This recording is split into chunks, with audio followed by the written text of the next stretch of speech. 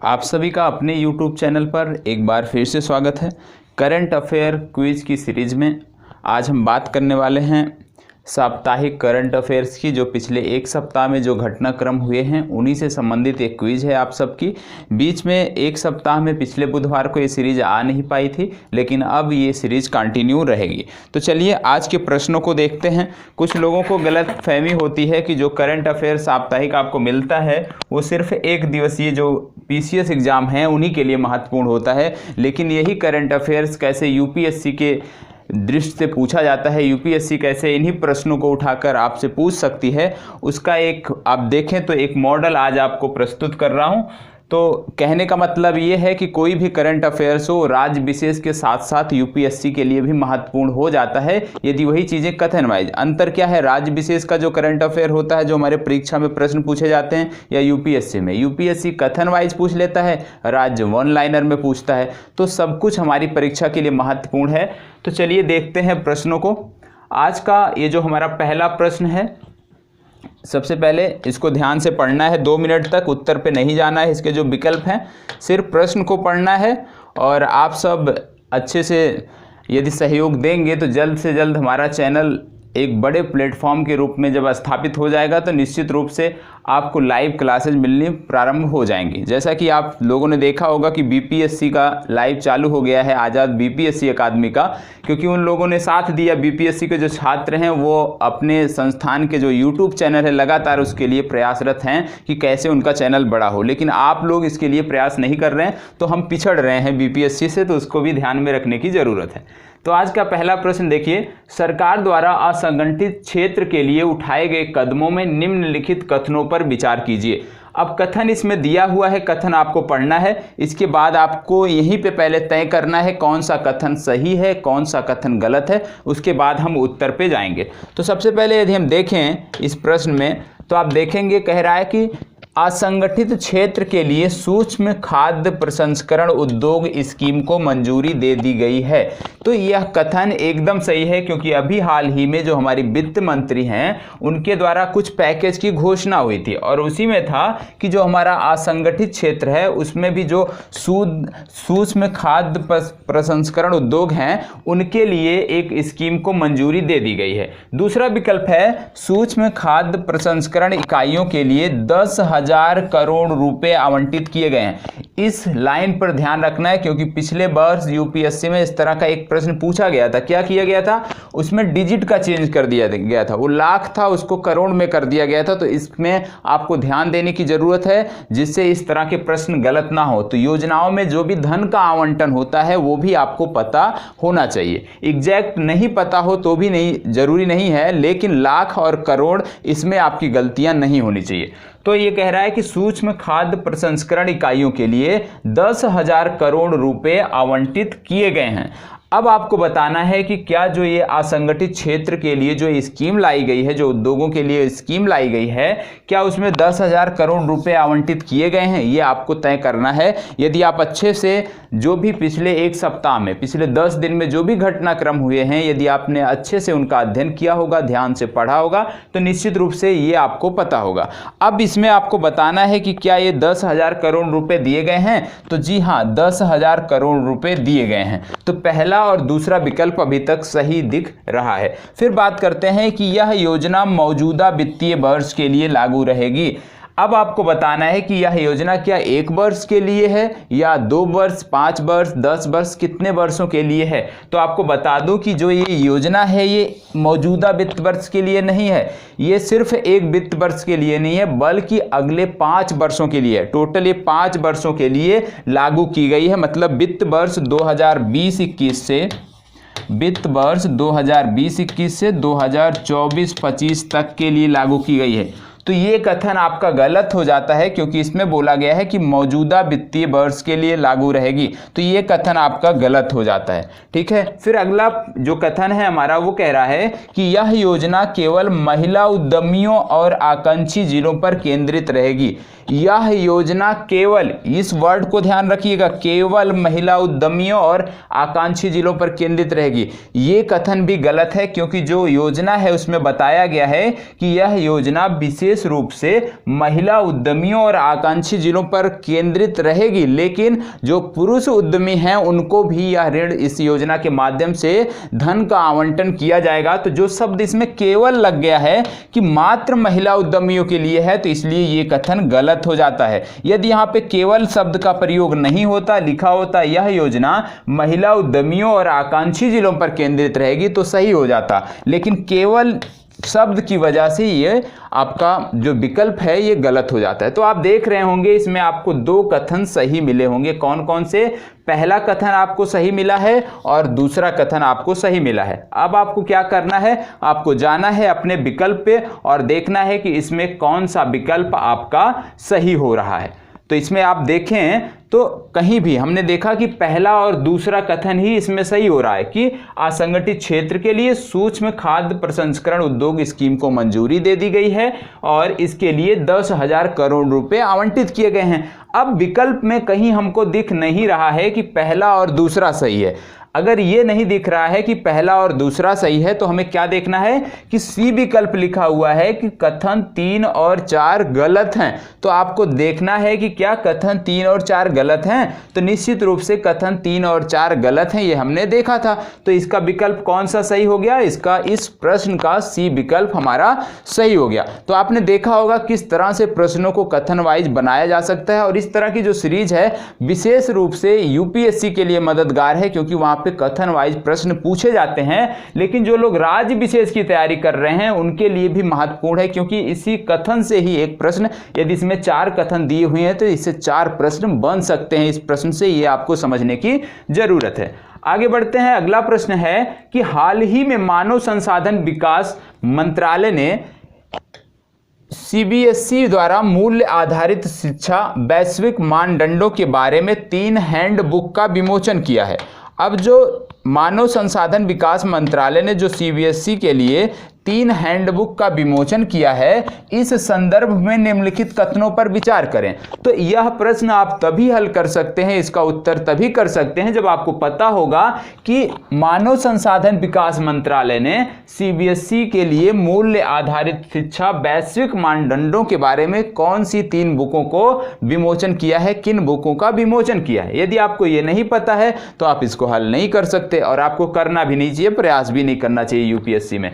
तो चलिए देख लेते हैं। ये कह रहा है कि साइबर सिक्योरिटी हैंडबुक कंप्यूटर शिक्षकों के लिए है। अब यदि आपको पता होता कि सीबीएसई में शिक्षा को बेहतर बनाने के लिए मानव संसाधन विकास मंत्रालय ने किन 3 बुकों को लॉन्च किया है, तो आप कर सकते थे।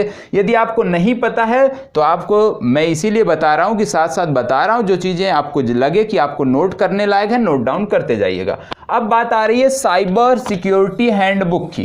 क्या यह कंप्यूटर शिक्षकों के लिए है? जब आपने नहीं पढ़ा है तो कैसे बताएंगे, मैं बता दे रहा हूं, आप नोट कर लीजिए। जो साइबर सिक्योरिटी बुक है ये माध्यमिक एवं उच्चतर माध्यमिक स्कूलों के विद्यार्थियों के लिए। तो याद रखिएगा, साइबर सिक्योरिटी हैंडबुक किसके लिए है? शिक्षकों के लिए नहीं है, बल्कि 9 से 12 तक के विद्यार्थियों के लिए है, जिससे कि उनको साइबर सुरक्षा के प्रति जागरूक किया जा सके, उनको तकनीकी से लैस किया जा सके, उसकी जानकारी दी जा सके। तो साइबर सिक्योरिटी हैंडबुक किसके लिए? छात्रों के लिए। तो ये विकल्प आपका गलत हो जाता है।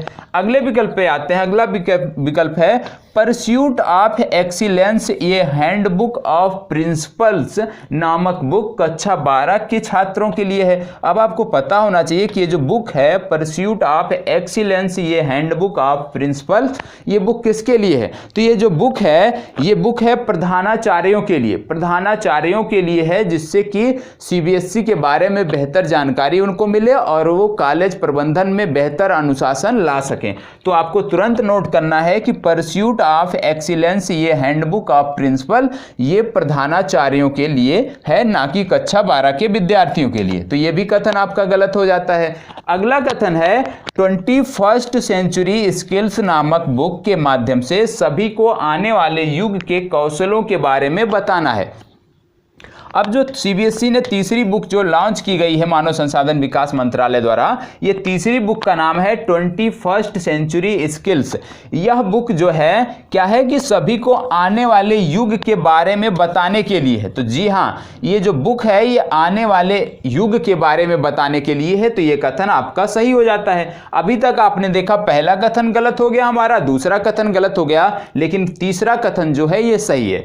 चौथा कथन क्या है कि हमारे मानव संसाधन विकास मंत्री हरदीप सिंह पुरी हैं। तो आपको ये भी पता होना चाहिए। अब जब ये चीज़ आपको बताई जाती है, जब करंट अफेयर्स में बताता हूं कि मानव संसाधन विकास मंत्री ये हैं या रेल मंत्री हमारे ये हैं, तो कुछ लोगों को लगता होगा कि ये तो हमारे काम की चीज़ है नहीं। लेकिन यदि इसी तरह के प्रश्न में एक लाइन में ये पूछ लिया जाए कि इस विभाग के मंत्री कौन है, तो निश्चित रूप से आपको क्या करना है कि मंत्री भी आपके लिए महत्वपूर्ण है। कौन, किस मंत्री को कौन सा विभाग मिला है वो भी आपके लिए महत्वपूर्ण है। अब अगर सब कुछ आपको पता है, ये छोटी सी जानकारी आपको नहीं पता है, तो आप प्रश्न को नहीं कर सकते हो।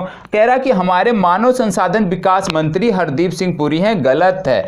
हरदीप सिंह पुरी जो है ये हमारे आवास एवं शहरी विकास मंत्रालय के प्रमुख हैं, जबकि हमारे मानव संसाधन जो विकास मंत्री हैं MHRD वो हैं रमेश पोखरियाल निशंक। तो ये कथन भी आपका गलत हो जाता है। तो आपने देखा कि इस प्रश्न में आपको सिर्फ एक कथन सही प्रतीत हो रहा है, सिर्फ कथन 3 प्रतीत हो रहा है, सही प्रतीत हो रहा है। अब आइए उत्तर देख लेते हैं।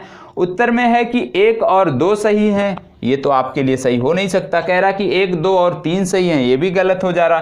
केवल 3 सही है। तो जो आपका प्रश्न था इसमें कथन 3 जो था 21st सेंचुरी स्किल्स नामक बुक के माध्यम से सभी को आने वाले युग के कौशलों के बारे में बताया जाएगा, यही कथन सही था।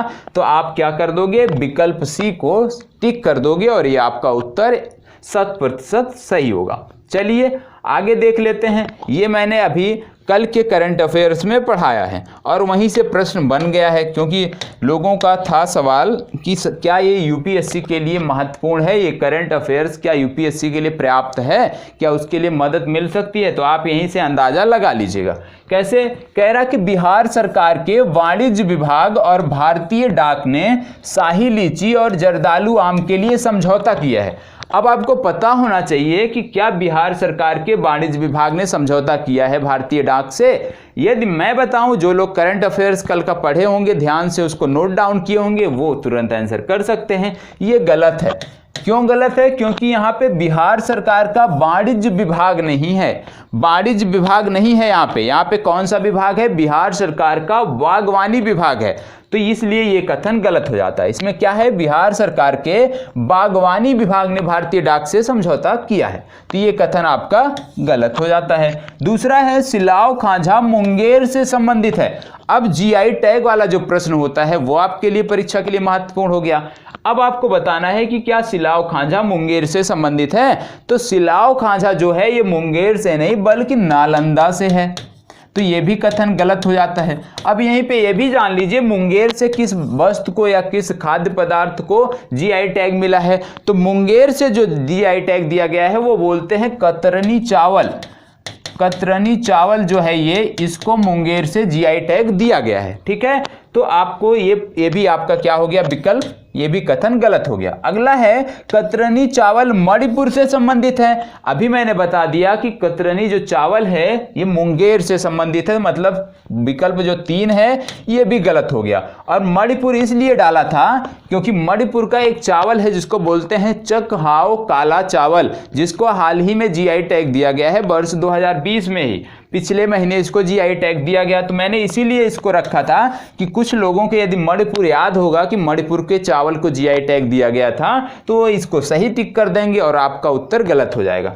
तो यदि आप रेगुलर करंट अफेयर्स देखते हैं, विशेषकर मेरा देखते हैं, तो आपको ऐसे प्रश्नों को गलत नहीं करना है। तो यहाँ पे ये भी कथन गलत है क्योंकि कतरनी चावल जो है ये मुंगेर का है, ना कि मणिपुर का।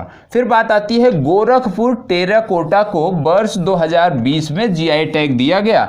जी हाँ, गोरखपुर टेराकोटा को अभी हाल ही में जीआई टैग दिया गया है और इसके बारे में मैंने तब बताया था जब मैंने चकहाव काला चावल और कदलई मिष्ठान के बारे में बताया था जो तमिलनाडु का था, तो उसी दिन मैंने साथ साथ चर्चा किया था। तो यहाँ पे क्या आपको देखने को मिल रहा है, पहला विकल्प भी गलत हो जा रहा है, पहला कथन, दूसरा कथन भी गलत है, तीसरा कथन भी गलत है, सिर्फ चौथा कथन जो है ये सही है। अब आपको देखना है अपने उत्तर को। उत्तर में कह रहा है कथन 1 2 3 सही है, ये उत्तर गलत हो गया।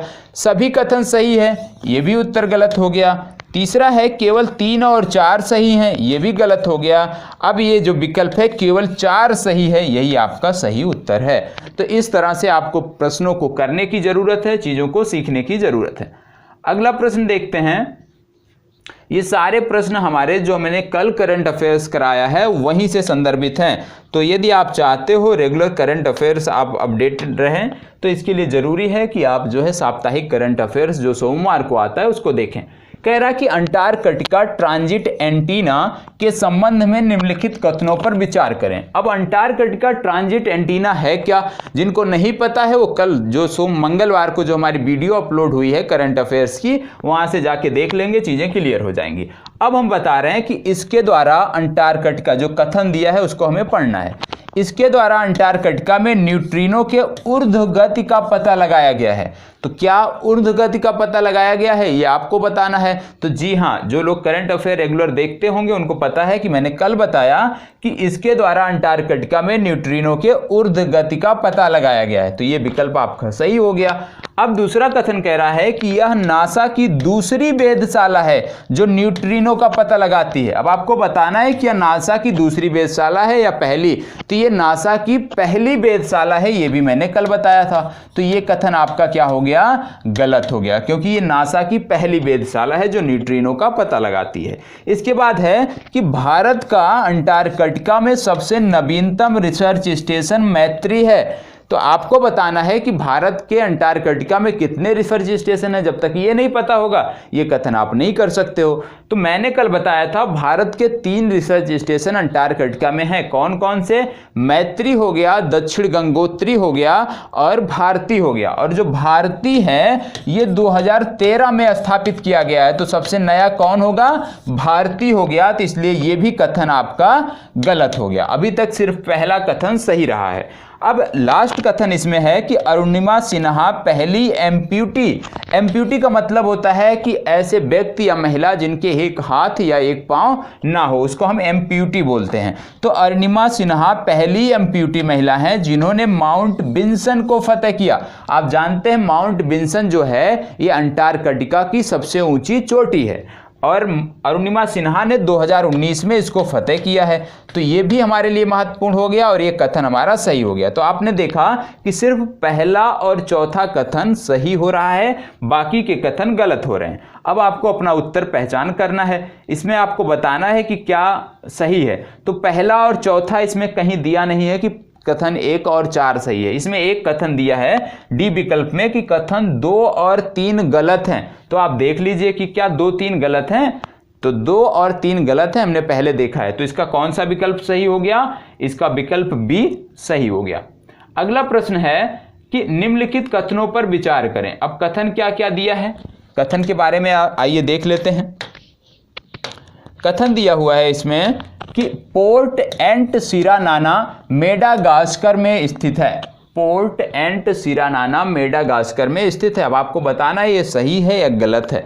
मैंने बताया था कि जो पोर्ट एंट सिरानाना है चर्चा में क्यों था, क्योंकि भारत का जो इंडियन नेवी का जो शिप है वो यहाँ पे पहुंचा था। किसके अंतर्गत पहुंचा था, मिशन सागर के अंतर्गत मेडागास्कर जरूरी आवश्यक सामग्री को लेकर पहुंचा था। इसी बंदरगाह पे पोर्ट एंट सिरानाना, तो ये कहाँ पे स्थित है, मेडागास्कर में। ये विकल्प आपका सही हो गया, ये कथन सही हो गया। अगला है हाल ही में अफगानिस्तान ने भारत से ग्वादर पोर्ट के लिए समझौता किया है। अब आपको पता होना चाहिए कि क्या अफगानिस्तान ने भारत से ग्वादर पोर्ट के लिए समझौता किया है। सबसे पहली बात, मैंने इसमें भारत का नाम इसलिए रखा है क्योंकि सबको ध्यान में होगा कि भारत, अफगानिस्तान और ईरान मिलकर एक प्रकार से साझा उपक्रम जो है बना रहे हैं। कहाँ पे, क्या पोर्ट का क्या नाम है जो ईरान में बन रहा है, उसके बारे में आपको पता होना चाहिए। तो जो ईरान में पोर्ट बन रहा है हमारा, तो उसका नाम ग्वादर पोर्ट नहीं है। ये जो ग्वादर पोर्ट है ये पाकिस्तान और चीन का जो सीपेक वाला कॉरिडोर बन रहा है उससे जुड़ा हुआ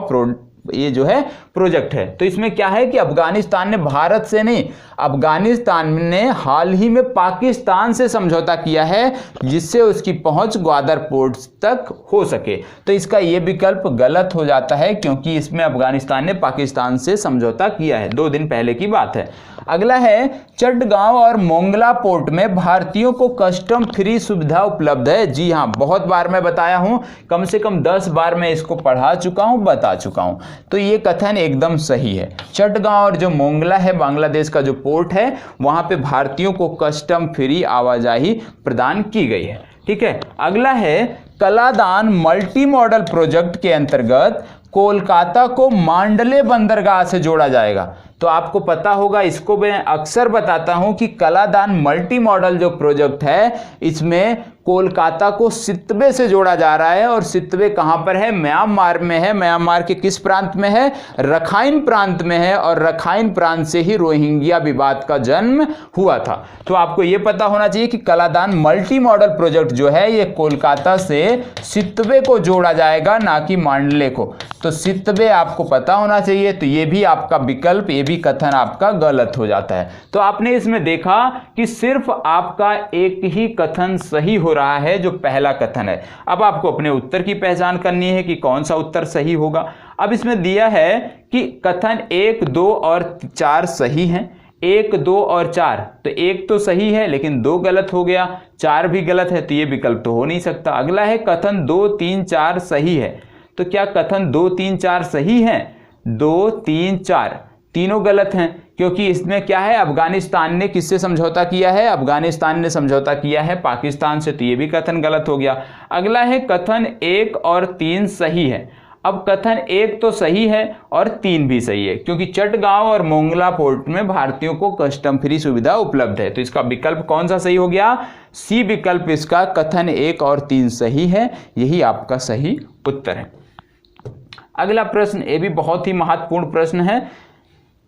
आइए देखते हैं क्या है प्रश्न हमारा। कथन पढ़ते हैं सबसे पहले प्रश्न को। माई लाइफ माई योगा के संबंध में निम्नलिखित कथनों पर विचार करें। अब आपको सबसे पहले पता होना चाहिए कि माई लाइफ माई योगा है क्या। जब तक आपको ये नहीं पता होगा तब तक आप इस प्रश्न को नहीं हल कर सकते हैं। तो आइए देख लेते हैं माई लाइफ माई योगा में क्या चीजें हमें पता होनी चाहिए। सबसे पहली बात कि इसमें कह रहा है कि यह आयुष मंत्रालय और भारतीय सांस्कृतिक परिषद ने मिलकर इस प्रतियोगिता का आयोजन किया है। अब आपको पता होना चाहिए माई लाइफ माई योगा क्या एक प्रतियोगिता है? नहीं पता है? जानने के लिए क्या जरूरी है कि आप मंगलवार का जो करंट अफेयर्स की वीडियो अपलोड हुई है उसको जाकर देखें। तो इसको आयुष मंत्रालय और भारतीय सांस्कृतिक परिषद ने मिलकर आयोजित किया है, ये कथन आपका सही है। दूसरा कथन है कि यह 5वें अंतर्राष्ट्रीय योग दिवस से संबंधित कार्यक्रमों में से एक है। अब आपको ये पता होना चाहिए कि जो आगामी अंतर्राष्ट्रीय योग दिवस आने वाला है ये क्रम में कौन सा है? 5वां है, चौथा है, 6वां है। तो ये जो 5वां बोला है 5वां नहीं है बल्कि इस बार 6वां है।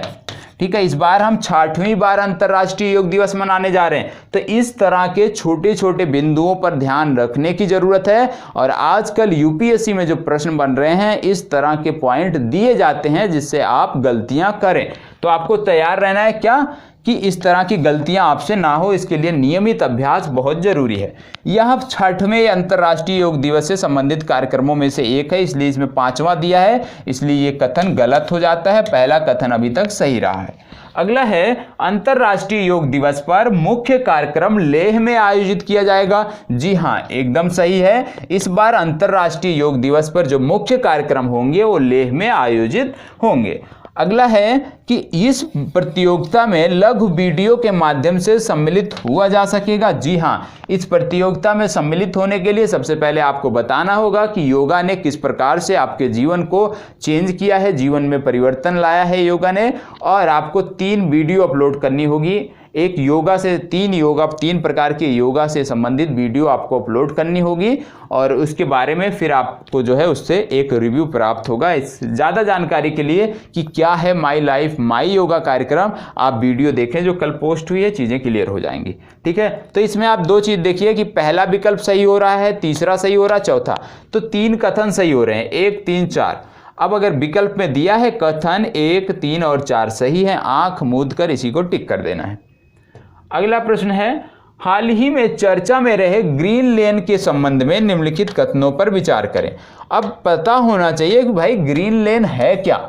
जो ग्रीन लेन की बात हो रही है प्रश्न में, जब तक ग्रीन लेन नहीं पता होगा आप आगे कुछ नहीं कर सकते हैं। तो सबसे पहली बात, ग्रीन लेन पता होगा तभी प्रश्नों को हल करते हैं। मान लीजिए आपको ग्रीन लेन पता है, क्यों पता है? क्योंकि आपने कल का करंट अफेयर्स का वीडियो देखा है। अब देखिए, इसका उद्देश्य संक्रमण के इस दौर में विभिन्न देशों में सुरक्षित आवागमन प्रारंभ करना है। ये मैंने कल भी बताया था कि कोविड-19 के दौर में जिस प्रकार से वैश्विक अर्थव्यवस्था एकदम रुक सी गई है, उसके लिए जरूरी है कि कुछ ऐसे कदम उठाए जाएं जिसको इसको गति दिया जा सके। और इसी को ध्यान में रखते हुए किसी एक देश द्वारा इसकी शुरुआत की गई है, क्योंकि कथन में देशों के नाम लिए गए हैं इसलिए मैं अभी बता नहीं सकता हूं। तो इसका उद्देश्य संक्रमण के इस दौर में विभिन्न देशों में सुरक्षित आवागमन प्रारंभ करना है। जी हां, सही है, 100% ये कथन सही है। दूसरा है, इसकी शुरुआत सिंगापुर द्वारा की गई और इस पहल से जुड़ने वाला पहला देश चीन है। अब आपको पता होना चाहिए कि इस पहल की शुरुआत किसने किया, तो इस पहल की शुरुआत किया है सिंगापुर ने, एकदम सही है। और पहला देश जो इससे जुड़ा है ग्रीन लेन से वो है चीन। तो दूसरा कथन हमारा सही हो जाता है, पहला कथन भी हमारा सही है। अब तीसरा पूछ लिया है कि सिंगापुर और मलेशिया जोहर स्ट्रेट द्वारा एक दूसरे से अलग होते हैं। लो भैया, भूगोल का प्रश्न आ गया। तो जब करंट अफेयर्स आप पढ़ने जाते हो किसी रीजन विशेष का, तो वहां पे जो जल निकाय हैं, जो स्थल निकाय महत्वपूर्ण है, उन सब के बारे में आपको पता होना चाहिए। नहीं पता होगा तो फिर से ये प्रश्न आप नहीं कर पाओगे। अब यदि आपको नहीं पता है कि सिंगापुर और मलेशिया जोहर स्ट्रेट द्वारा एक दूसरे से अलग होते हैं, कुछ लोगों को ये भी कन्फ्यूजन होगी जिन्होंने अच्छे से मैप नहीं देखा होगा, वो तो यही समझते होंगे कि सिंगापुर और मलेशिया जो है एक प्रकार से लैंड लॉक्ड कंट्री हैं, जुड़े हुए हैं। तो इसमें एक चीज बता दें आपको कि सिंगापुर और जो मलेशिया है जोहर स्ट्रेट से अलग होते हैं एक दूसरे से। तो ये भी कथन आपका 100% सही है। अगला प्रश्न है, अगला कथन इसी में है, भारत में सबसे ज्यादा प्रत्यक्ष विदेशी निवेश सिंगापुर और मॉरिशस से आया है। तो क्या जो अभी आंकड़े आए हैं उसके अनुसार क्या यह सही है कि सिंगापुर और मॉरिशस से आया है? जी हां। तो इसमें यदि हम देखें कि चारों के चारों कथन सही हो रहे हैं, तो इसमें यदि विकल्प है कि सभी कथन सही हैं तो उसी को आप टिक कर दोगे और आपको पूरे नंबर मिलेंगे। अगला प्रश्न, निम्नलिखित कथनों पर विचार करें। क्या है? वाल्मीकि टाइगर रिजर्व छत्तीसगढ़ में स्थित है। अब आपको बताना है कि वाल्मीकि टाइगर रिजर्व कहाँ स्थित है। और आपको मैं बता दूं कि जो भी टाइगर रिजर्व से संबंधित प्रश्न होते हैं वो वही प्रश्न पूछे जाते हैं जो समसामयिक में चर्चा में रहते हैं। जैसे इस समय यदि महाराष्ट्र से किसी को एग्जामिनर को कोई प्रश्न बनाना होगा टाइगर रिजर्व से, तो तडोबा अंधारी से बनाएगा। क्यों बनाएगा? क्योंकि इसी पे अभी हाल ही में एक रिपोर्ट आई थी कि वहाँ पे बाघों की संख्या ज़्यादा हो गई है और वहाँ से बाघों को दूसरी जगह भेजा जा रहा है। तो तडोबा अंधारी चर्चा में है, तो वहाँ से प्रश्न पूछे जा सकते हैं। ठीक है, तो अब देख लीजिए, वाल्मीकि टाइगर रिजर्व छत्तीसगढ़ में स्थित है। गलत है, क्योंकि ये बिहार का एकमात्र टाइगर रिजर्व है। अब बात करें कि इस टाइगर रिजर्व में एंथ्रेक्स रोग के कारण एक गैंडे की मृत्यु हुई है। जी हां, एंथ्रेक्स रोग के कारण ही हाल ही में एक गैंडे की मृत्यु इस टाइगर रिजर्व में हुई है, जिसके बाद से ये चर्चा में आ गया था और आपकी परीक्षा के लिए महत्वपूर्ण हो गया है। अगला है, भारतीय प्रधानमंत्री ने भारतीय प्रधानमंत्री ने पशु रोग नियंत्रण कार्यक्रम की शुरुआत मेरठ से की थी। तो कुछ दिनों पहले वर्ष 2019 में भारतीय प्रधानमंत्री ने पशु रोग नियंत्रण कार्यक्रम की शुरुआत की थी। अब आपको पता होना चाहिए कि क्या मेरठ से किया था इन्होंने? नहीं, मेरठ से नहीं बल्कि मथुरा से किया था। तो ये भी आपको पता होना चाहिए, नहीं तो आप गलत कर दोगे। तो भारतीय प्रधानमंत्री ने पशु रोग नियंत्रण कार्यक्रम की शुरुआत मथुरा से किया था, इसलिए ये कथन गलत हो जाता है क्योंकि इस कथन में मेरठ दिया हुआ है। अगला है राष्ट्रीय पशु रोग नियंत्रण कार्यक्रम में वर्ष 2025 तक फुट एंड माउथ डिजीज और ब्रुसेलोसिस के उन्मूलन का लक्ष्य रखा गया है। तो क्या ये लक्ष्य है, इन दोनों बीमारियों के उन्मूलन का लक्ष्य क्या 2025 रखा गया है, ये भी आपको पता होना चाहिए। तो आपको बता दूं कि जो 2025 की बात की जा रही है, इसमें बात की गई है कि हम इन रोग पर 2025 तक नियंत्रण कर लेंगे, लेकिन इसका उन्मूलन हम करेंगे वर्ष 2030 में। तो ये भी कथन आपका गलत हो जाता है। तो आपको पता होना चाहिए कि इस तरह से जो तिथियां दी जाती हैं, जो लक्ष्य निर्धारित किए जाते हैं, जैसे नवीकरणीय ऊर्जा का एक लक्ष्य है कि 175 गीगावाट हमें बनाना है, स्थापित करना है, कब तक, उसका जो लक्ष्य रखा गया है वो डेट आपको पता होना चाहिए। और 175 गीगावाट में भी अलग अलग डिवाइड किया गया है कि इसमें विंड एनर्जी कितनी होगी, सोलर कितनी होगी, वो सारे आपको पता होने चाहिए, तभी आप एक बेहतर कह सकते हैं बेहतर तैयारी आपकी होगी और आपका जो प्रश्न होगा वो गलत नहीं होगा। तो यदि आपने देखा कि इसमें सही क्या है, तो पहला गलत हो जा रहा है, सिर्फ दूसरा अभी तक सही हुआ है, दूसरा कथन। तीसरा कथन ये भी गलत हो गया और चौथा कथन भी गलत हो गया, मतलब केवल 2 इसमें सही हो रहा है और 1, 3, 4 गलत हो रहा है। तो केवल 2 इसमें सही है, ये आपके इसमें प्रश्न में दिया हुआ है, तो इसी को आप टिक करेंगे और आपको पूरे अंक मिलेंगे। आज का लास्ट प्रश्न। अब प्रश्नों की संख्या तभी बढ़ेगी जब आप लाइव प्रारंभ करवा देंगे, उसके बाद से ही प्रश्नों की संख्या बढ़ेगी, जिससे यहाँ पे प्रश्न आपको दिखाए जाएं और साथ साथ आप उसको हल करते रहें, आपके उत्तर आते रहें। तो एक बेहतर तरीका होगा करंट अफेयर्स को पढ़ने का, समझने का, याद करने का। तो चलिए आज का लास्ट प्रश्न देख लेते हैं क्या है। आज का लास्ट प्रश्न है, निम्नलिखित कथनों पर विचार करें। कथन है Falcon 9 rocket space x company का है। अब आपको पता होना चाहिए भाई स्पेस एक्स है क्या स्पेस एक्स कोई कंपनी है? जी हाँ, स्पेस एक्स कंपनी है अमेरिका की, इसके प्रमुख हैं एलन मस्क। तो ये आपको पता होना चाहिए। और इनका जो रॉकेट है उसको बोलते हैं फॉल्कन 9 और ये बहुत ही पावरफुल रॉकेट है। तो रॉकेट से संबंधित भी प्रश्न पूछे जा सकते हैं, जैसे अभी एक्सपीडिशन 62 के अंतर्गत 3 अंतरिक्ष यात्री वापस आए थे, जिसमें क्रिस्टीना कोच भी थी। तो जो 3 लोग वापस आए थे इसमें एक रॉकेट का प्रयोग किया गया था, वो रॉकेट का नाम था सोयूज रॉकेट। और सोयूज रॉकेट जो है वो रूस का है, रूस का पावरफुल रॉकेट है। तो रॉकेट से भी संबंधित प्रश्न पूछे जा सकते हैं। नाम देखिए कि इसमें से कौन सा रॉकेट किस देश से या किस अंतरिक्ष एजेंसी से संदर्भित है, तो आपको इसके लिए भी तैयार रहना है। अगला कथन है इसमें, तो ये कथन आपका सही हो गया। अगला है पहली बार स्पेस एक्स द्वारा 2 यात्रियों को अंतरिक्ष में भेजा गया। जी हाँ, पहली बार किसी प्राइवेट कंपनी द्वारा, किसी प्राइवेट संस्थान द्वारा अंतरिक्ष यात्रियों को अंतरिक्ष में भेजा गया। तो ये भी सही हो जाता है। अगला है एक्सपीडिशन 62, जिसकी अभी हमने बात किया था सोयूज रॉकेट की। तो एक्सपीडिशन 62 के अंतर्गत 3 अंतरिक्ष यात्री सोयूज रॉकेट से कजाकिस्तान की धरती पे उतरे। अब आपको ये भी पता होना चाहिए कि कहाँ उतरे भाई, रूस उतरे, अमेरिका उतरे, कहाँ पर उतरे? तो जी हाँ, कजाकिस्तान में ये सारे तीनों लोग उतरे थे, जिसमें एक रूस के इंजीनियर थे और अमेरिका की अंतरिक्ष यात्री, नासा की अंतरिक्ष यात्री क्रिस्टीना कोच भी थी। तो आपको पता होना चाहिए, मतलब ये भी विकल्प आपका सही है। अभी तक तीनों विकल्प सही हुए हैं। अगला है सबसे ज्यादा समय तक अंतरिक्ष में समय व्यतीत करने वाली महिला पेगी विट्सन है। तो आपको बताना है कि क्या पेगी विट्सन जो हैं ये सबसे ज्यादा समय व्यतीत करने वाली महिला हैं? जी नहीं, अभी तक इनके नाम रिकॉर्ड था, शायद 289 दिन तक इन्होंने अंतरिक्ष में बिताया था, लेकिन अब इनका यह रिकॉर्ड टूट गया है। अब ये दूसरी महिला बन चुकी हैं, ठीक है। तो ये क्या हो गया, ये विकल्प आपके, ये कथन आपका गलत हो गया। मतलब 1, 2 और 3, ये 3 कथन आपके इसमें सही हुए हैं। तो 1, 2 और 3 मतलब बी विकल्प आपका बता रहा है कि ये सही है, इसलिए बी विकल्प इसका सही उत्तर होगा। तो आज के लिए इतना ही। टोटल 10 प्रश्न थे, 10 प्रश्नों का हमने अध्ययन किया है। आगे इसी तरह से ये कार्यक्रम चलता रहेगा, लेकिन इसके लिए आप सब की सहभागिता आवश्यक है। आप सब जो अपने एंड से कर सकते हैं, क्या कर सकते हैं कि ज़्यादा से ज़्यादा लाइक करें, शेयर करें और कमेंट करें, जिससे जल्द से जल्द जो टारगेट है लाइव ओपन होने का वो पूरा हो सके, आपकी कक्षाएं नियमित सुचारू रूप से चल सकें। तो यहीं पे आपसे विदा लेते हैं, कल फिर मिलते हैं टू द पॉइंट के अंतर्गत। तब तक इसी प्रकार से हमारे साथ बने रहें और आज के इस प्रश्नोत्तरी की जो सीरीज है इसके बारे में अवश्य कमेंट करें कि कैसा लगा और कैसा आपका अनुभव रहा, उसके बारे में बताएं जिससे कि आगे इसमें सुधार किया जा सके। धन्यवाद।